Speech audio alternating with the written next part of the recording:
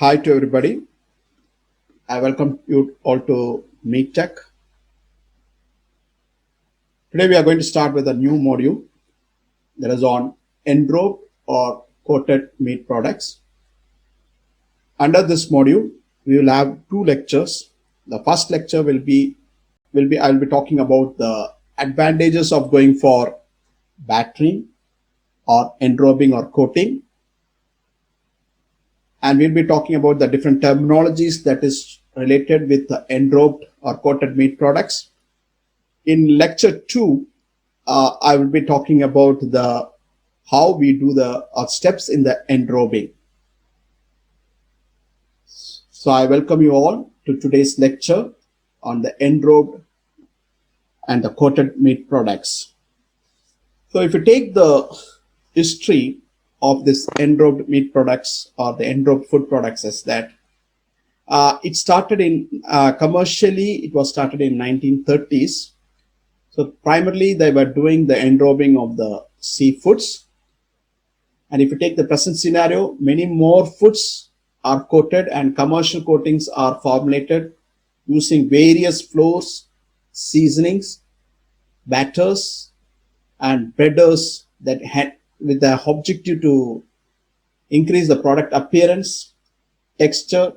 It also helped to lock the flavor or shield the flavor and the moisture. So that is the why the industry is going with coated meat products. And if it's take the market trend for the coated meat product, there's a increase in the consumer for the coated meat products in the world market or in the global market. If you see the global food coating market to reach around $6 billion by 2027. So it is not only the product as breaded products or the battered products. Even there are commercial batters and breaders premix are available. So their market is also is expected to reach around 557.7 million by 2023. So not only there is increase in the enrobed meat products or the coated meat products, but there is also increase in the batters and the breader premix that we use for coating of that product. So there is a very huge market for this, and there is a great demand for this product. So the entrepreneurs can think about developing such products so that they can be successful in the coming future. So what is enrobing? So enrobing is a process in which the food or the substrates are coated with edible materials in the form of batter, or they'll be coating the food or the substrate with the batter and then it will be breaded. The main objective of doing the enrobing or coating or breading is that to make the product very crunchy, to make the product attractive and colorful, it also to make the product delicious. So what are the advantages of coating with related to the products? One is it gives a variety. So people want variety. So by coating with the different materials, with the different flavors, we can give a variety coated products to the consumers. It improves the visual appearance and gives the uniqueness of the product. It also makes the texture more crispy and crunchy with attractive colors. It also helps to modify the nutritional value. So we can incorporate certain vitamins to this batters, or certain nutritional components can be incorporated into this batter or the breader or the dusting material that we use for developing these products, and you can modify the nutritional value. It also helps to change the texture and mouthfeel or the bite.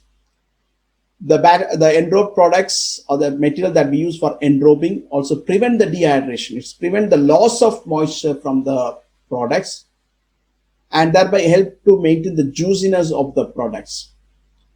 We can also use this batter or the breading products that we use can be added with certain vitamins or natural antibacterial substance like niacin, or we can add some natural antioxidants. So it can act as a carrier of bioactive components. It also helps to prevent the bacterial growth because this will act as a shield.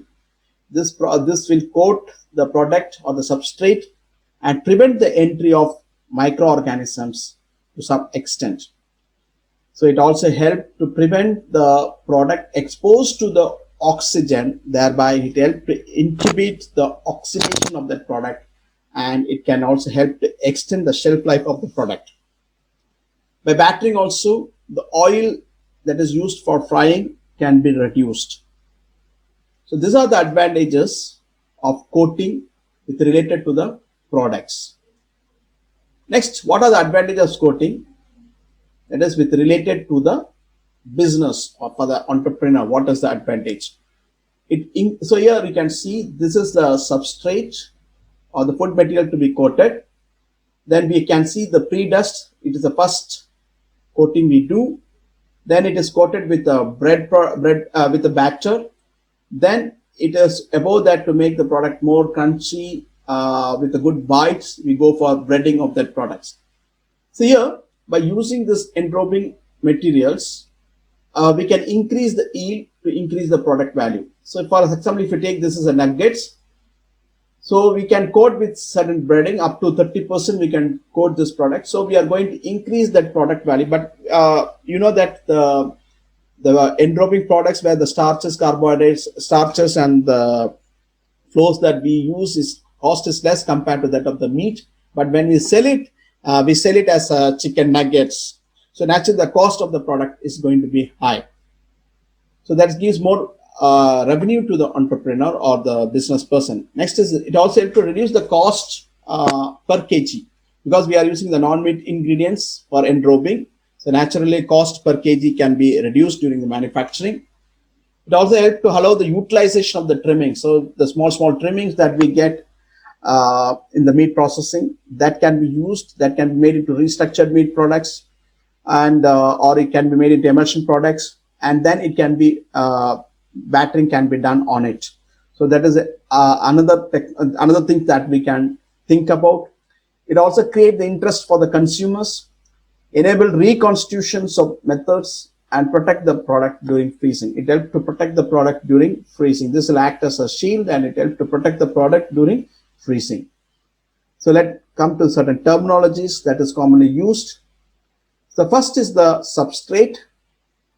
The substrates are nothing but the product to be coated. So here you can see the fish. Here you can see the restructured meat products or the coarse ground meat products we can see. And you can see the whole carcass of the chicken. So these are the substrates. So what on which we are going to do the coating or the enrobing, they are called as substrate. So we can do the coating on the frozen substrates, but when you are going for coating or enrobing of this frozen products, first we have to defrost it or deglaze it. That is, you can put it in a hot steam tunnel. So it will be get thawed and the oasis will be melted, and then we have to go for enrobing. Here we follow a 1.5 pass. That is, first we will be coating with the predust, which we are going to talk. Then it will be coated with the batter, that is wet, and then again it will be coated with the breading materials. So it is called as 1.5 pass. So this is how we do the frozen products enrobing. Then formed products, that's what I told you, the coarse ground products you can make. Then it can be made in the form of patties or the nuggets and whatever the products you want, you make it out. Then it can be coated, and even you can coat the whole muscle or the whole carcass. So when you are going with the fish, when you are going with the chicken, we have to see the cuticle is released, that yellow coating that we find on the surface of the skin of the chicken should be removed, because the cuticle will act as a repellent, and it prevents the adhering of the batter to the carcass surface.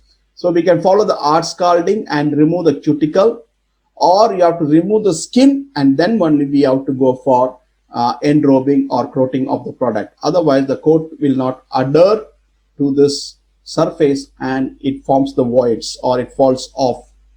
from the carcass. So next terminology we should be familiar is predusting. The predusting is the base component of the coating system, we can say. It's the base component of the coating system. It comprises of a blend of finely ground products. We use it finely ground. It may be a grain based breaders we can use, or protein based breaders can be used for coating, for predusting. So why we basically go for predusting? Because it is applied as a first layer in the coating system, and that will help in the addition of the batter to the substrate. So suppose we take the nuggets is a substrate, chicken nuggets is a substrate, and we'll be battering on that. The batter, if it should adhere to the substrate, then we have to do the predusting properly, especially if the surface is very smooth, shiny. In such surface, predusting is very much necessary. Then only the batter will get adhered to the substrate. Especially in the case of fish, we have to go do the predusting, and then we have to go for adhering with the batter. Okay. So what is the advantages to maximize? Advantage of doing the predusting is that it helps to maximize the adhesion between the substrate and the subsequent coating. So it is generally what material that we used for as a predust is that we can use the cracker meal, or we can use the fine breadcrumbs, or we can use the flours. But one thing that we have to take care is that it should be finely ground. It should be a fine product. So it should be like this fine product.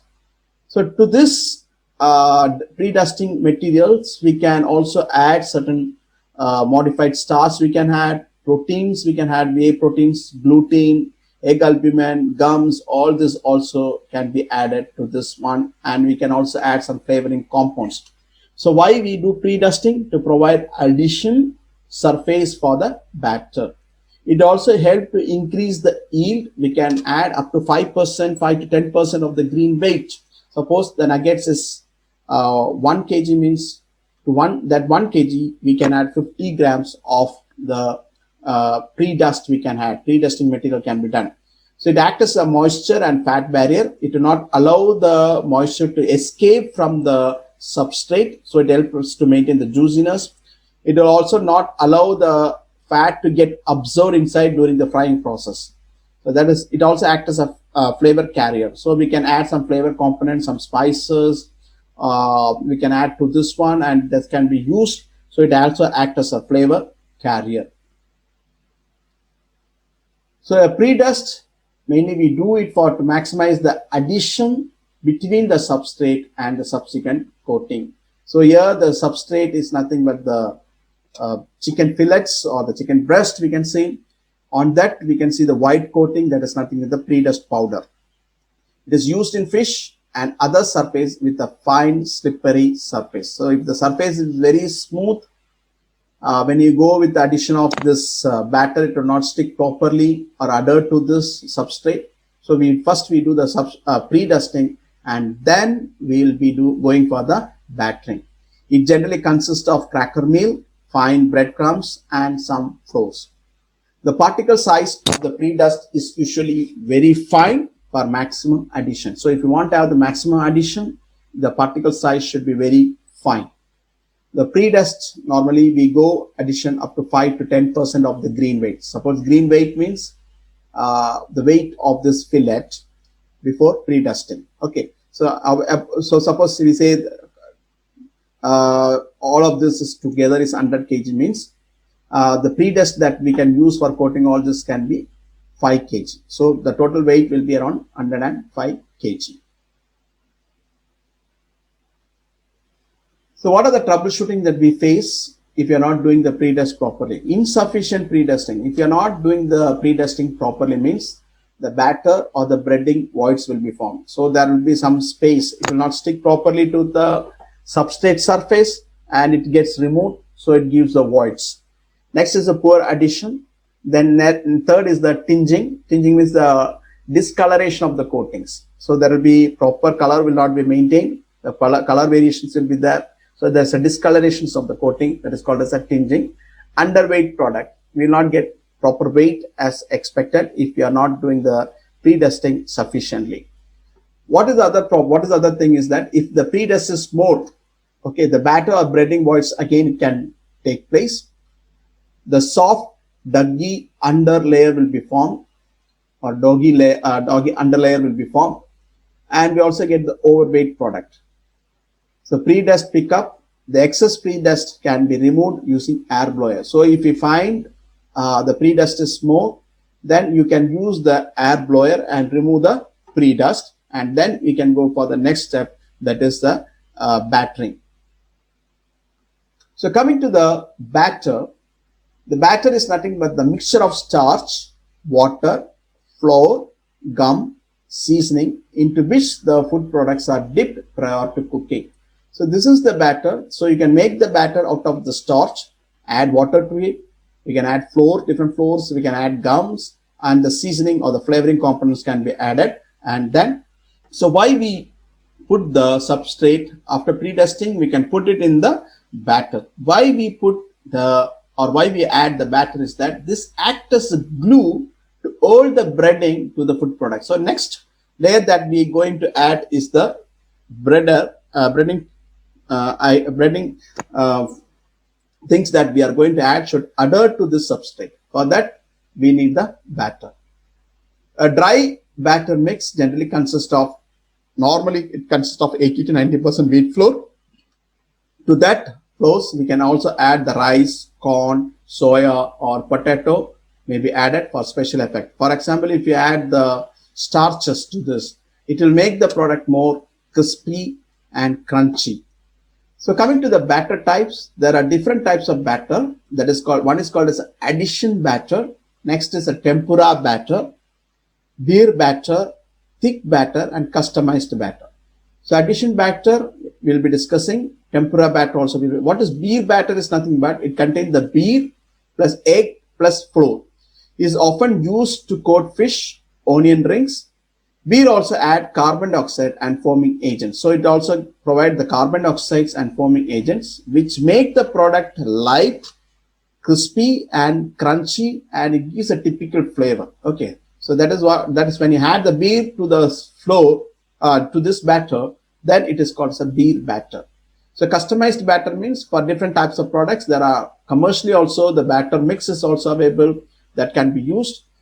So we'll see one type, each type of batter.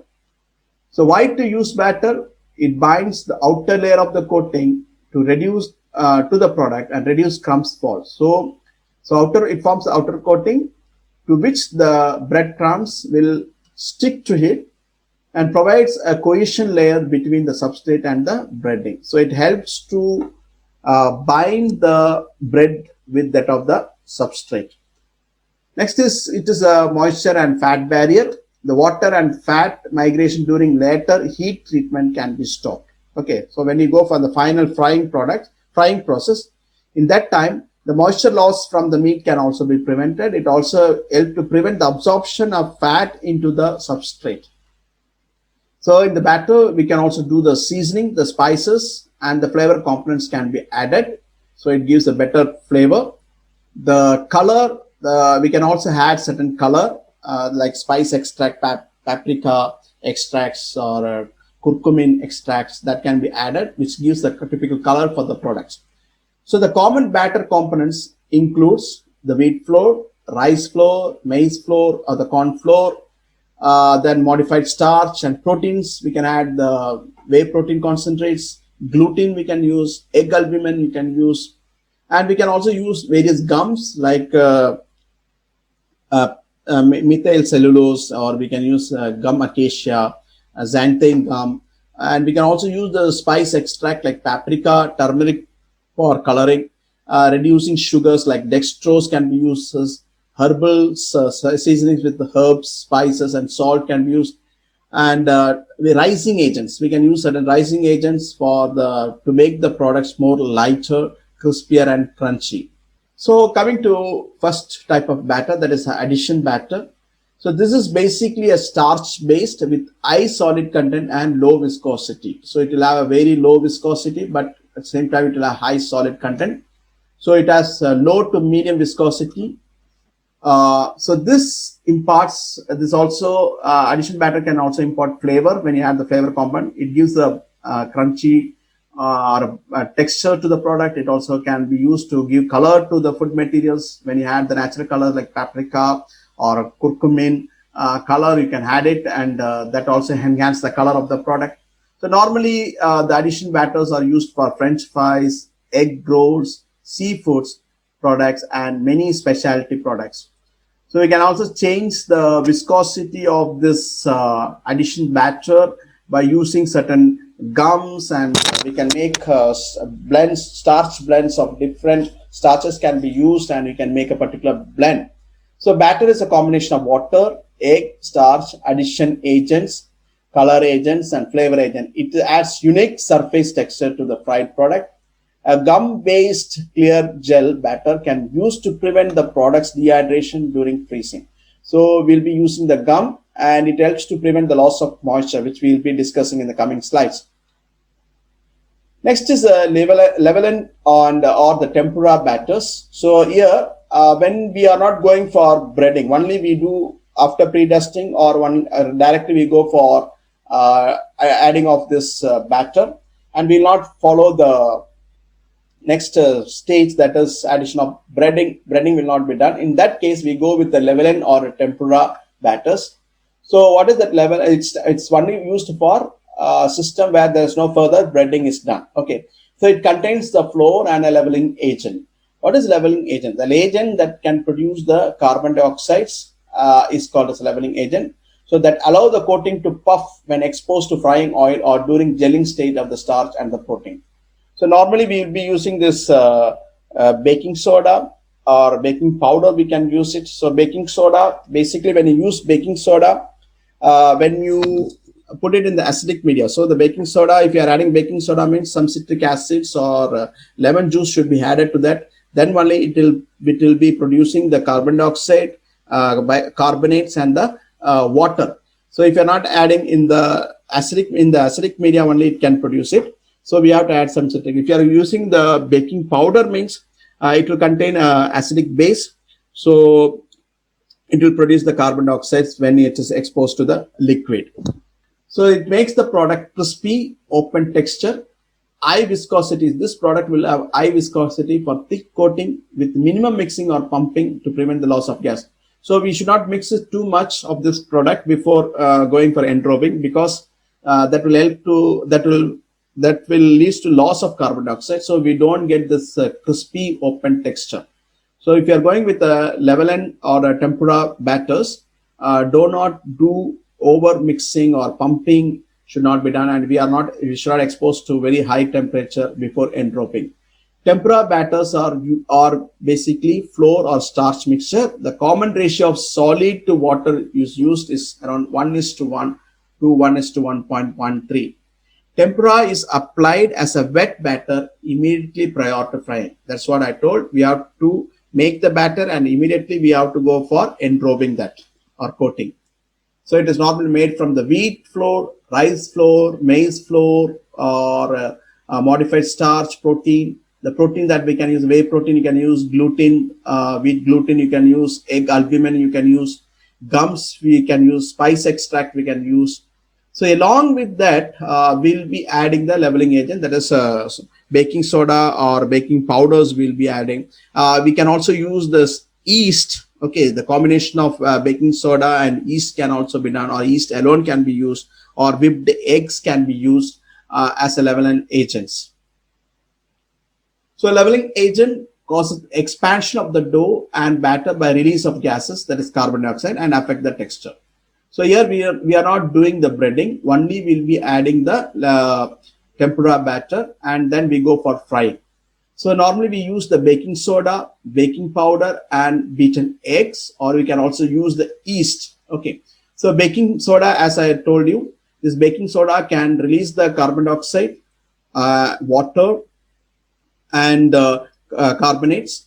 So when, at what conditions it can release is that it should be in the acidic media, okay, and or when you, and it leaves a liquid, it should be suspended in the liquid, and then only it can release this carbon dioxide. Or the baking soda, when you subject to a temperature of around 80 degrees centigrade, in that condition also it can release the carbon dioxide. So it makes the products light, crispy, and crunchy. Coming to the baking powder, it also contains acids and carbonates. So no need for adding addition of acid media. And beaten egg also can be used. So what it prevents the blowout. What is blowout? That is undesirable oil produced when excess moisture or gas escapes. So the so baking soda also prevents the blowout that normally occurs in the enrobed meat products. What is the quantity normally we use? Approximately, as per as my experience, we can use around 1 teaspoon of baking powder or baking soda, or 1 beaten egg for 1 cup of flour. Okay, the 1 cup of flour, we can use 1 teaspoon. What is the advantage? It gives crispy, open texture because of the formation of the gases that is produced. It gives a crispy, open texture to the products. So this is the advantage of having leveling agent. So types of batter: addition batter and cohesion batter. So addition batter and cohesion batter. So addition batter is starch based with high solid content and low viscosity. Cohesion batter or flour based. So what is starch and what is flour? Starch means is completely carbohydrate. Flour means it will contain proteins, vitamins, and minerals. As a whole grains will be grinding here. So it's a flour based, containing lower amount of solid than addition based. Also more viscous than addition batter. So what is this cohesion and addition? Is that addition means it helps to, it is intermolecular force that is developed between the different materials is called as addition force or addition batter. Cohesion is again it's intermolecular force or intermolecular attraction that is formed between the same substance. Okay, so there is a addition batter and cohesion batter. So addition batter is basically starch based. Cohesion batter is flour based. They are applied as a thin coat between the substrate and the breading layers.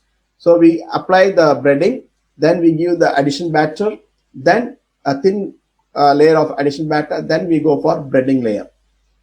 Here it forms a shell around the products. Normally here we don't go for breading. We'll be stopping only with addition of cohesion batter.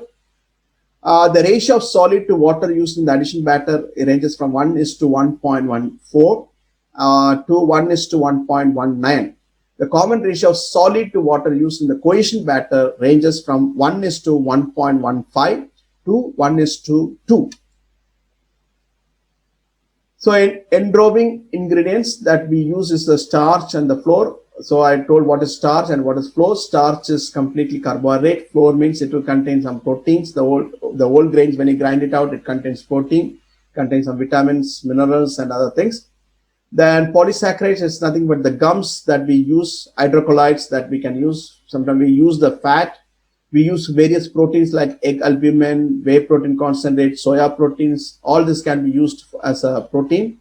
Seasonings, so we can go with the oleoresins or oils, or we can go with the dry seasonings. Okay, dry spice mix. We can also add to make a batter. So this is the hydrocolloids. So hydrocolloids improve addition of coating and yield. It helps to improve the. So when you add the hydrocolloids, okay, they will form a protective film around the substrate. So that prevents the loss of moisture or prevents the moisture migration from the substrate to outside during frying. So commonly that is used are xanthine gum and other hydrocolloids such as guar gum or methyl cellulose can be used. So xanthine gum, it's a cold water soluble. So you have to dissolve in the cold water and then you can add it to the batter. So that will help to form a gel-like structure. So it will increase the viscosity and it forms a shield-like. So it prevents the loss of moisture. So typically the level that we use is 0.1 to 0.15% on the wet basis. Then coming to the methyl cellulose can be used in batter to keep the substrate moist. So you can see this methyl cellulose, when you add to the water, it forms a gel-like, because it has an ability to form gel at high temperature. And methyl cellulose acts as a barrier that prevents the moisture from migrating out too rapidly, and it also prevents the fat migrating from the it also prevents less fat migration into the product during frying. So this methyl cellulose, when you subject to high temperature, it forms a gel. So it forms a coating. This coating prevents the loss of moisture from the product or from the substrate to the outside during frying. And at the same time, it also prevents the absorption of oil, that oil that we use for frying into the product. So now again, the level that we use for methyl cellulose is 0.1 to 0.5%. We also had certain proteins such as skim milk powder, skim milk protein we can use, whey protein we can use, whole egg liquids you can use. The nutritive value of the Enrobed product could be improved by addition of certain minerals, vitamins, antioxidants, like that we can also improve. So pre-gelatinized starch gives product with lower oil content and higher moisture content. So coming to the breaders form, so first we go with the predusting, then we go with enrobing or coating, we'll do it. Then to make the product more crunchy, we go with the breaders. Breaders form the top layer of the coating and used to add further weight, volume and organoleptic characteristics. So commercially, it is proprietary brands are available like crackle meals. So this is crackle meals, you can see extruded crumbs, you can see here, American crumbs, Japanese crumbs, fresh crumbs. So these are commercially available also, or you can develop your own breading. The coloring agents such as paprika and turmeric, that is curcumin, can be added to develop rich brown appearance during frying. So to this breading materials, we can add this coloring agents, natural coloring agents like paprika and turmeric can be added to develop a rich brown appearance during frying. And we can add some internal or external flavoring system also. We can add this. We can add some flavoring components to this bread and we can add it, or we can spray the flavoring components over this breaded products. So that is internal and external flavor system. Internal flavor system will be mixed with this one, and then we'll be breading on the substrate. External flavors, after breading, we'll be spraying the flavor components on this layer. Then it is called as external flavoring system. So you can see breading is a mixture of flour, starch and seasoning, coarse in nature and applied to the moisture or battered food products prior to cooking. So after adding the batter or coating with the batter, then we go for breading. What is the advantage is that it adds crunchy feeling and golden brown color that consumer accept. So there are different types of crumbs or the flakes that we can use, like dry bread crumbs you can use, fresh bread crumbs you can use, crackle crumbs you can use, crushed cornflakes. So crushed cornflakes we can use. So you can purchase the cornflakes, crush it, and then you can use for breading. Ground oats. So when you are using the ground oats, make it into small pieces. Then oats do not have much much flavor. So we have to add some flavor components to this oats. Then crunched potato chips you can use this, or the crushed potato chips you can use it, or the potato chips can be used. Chopped nuts you can use it. So that is like you purchase the nuts, make into small pieces like, and again that can also be used for breading. Shredded coconuts you can use, and shredded seeds can also be used for breading. The coating is the batter or breading adhering to the food products after cooking. So this is the coating we can say here, coating we are doing. So what is passes? So as already told you, we go with predusting, then we do the coating with the batter, then we go for breading. So what is passes is that the steps in the sequential of coating system is known as passes. Passes combines a dry and wet stages. The passes may be repeated to bring the end product a particular taste, mouthfeel or texture. So here the pre-dust, we do the dry coating. Then addition batter, we do the wet coating applied over the pre-dust. Then we go for the breading, again the dry coating. So there are different coating systems that we can follow for different types of products. So this is called a single pace, where first it goes to the batter and then it goes for the breading. Here the pre-dusting is not followed. 3-step means 1.5 pass means we do first pre-dusting. So this is mainly used for very shiny products like a fish, we can use it. Okay. Then we apply the batter, so the batter will stick properly to the substrate. Then we go for the breading. So this is called a 3 steps or 1.5 pass. Then 4-step means double pass. First we do the battering, then we do the pre-dusting. Again we go for battering and breading. So this is called as a 4-step. And 5 steps is all where the double and pre-dust is followed. So pre-dust, then we go for battering, breading, battering and breading. Then 6 steps.